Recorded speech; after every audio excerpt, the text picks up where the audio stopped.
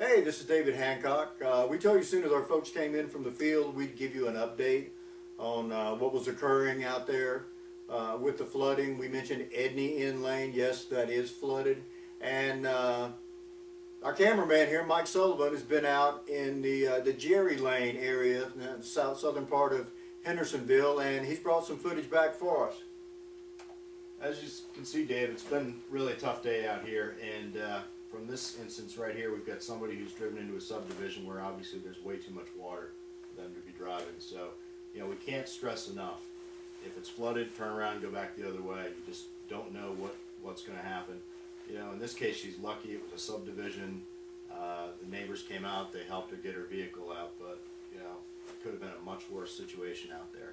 Well, exactly, Mike. You know, that's something we always say, turn around, don't drown. You don't know how deep that water is. If you can't see asphalt in front of you, you don't know where it's going to go. You don't know how deep it is. And, you know, we have looked at video this morning from other locations where the flooding has undermined the roadway and created sinkholes. And if that happens, the car is going to go down. And again, if you're not in a situation like this lady, where she was in a subdivision, if there's a river nearby, a creek, your vehicle is going to get swept away into that creek. And when that happens, you know, chances are, if it's picking the vehicle up and it's moving, it's going to keep moving it.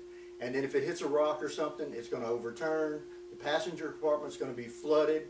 I think you see in this video that the engine compartment is heavier and it goes nose down. There's some air trapped in the trunk, so the back of the car floats. And I think she got lucky this time. The neighbors came out and helped her. Yeah, as you can see there, the neighbors have helped pushing the car back up to higher ground. But, you know, as I said before, it's been a real tough day out there, and people really have to be safe and think about what's going on. It'd be best if they just stay home and, you know, let the emergency services people do what they have to do out there right now.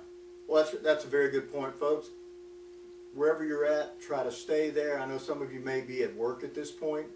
But during the day, if you can call, we understand that there may be some phone outages there in I guess that would be the eastern part of Henderson County and the western part around the Lake Lure area where the phones are out for some reason. So be safe out there, use some good common sense, and we'll keep you abreast.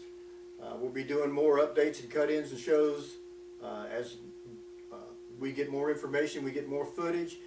So this is David Hancock and Mike Sullivan, C3 News. Stay safe out there. All the news that matters today.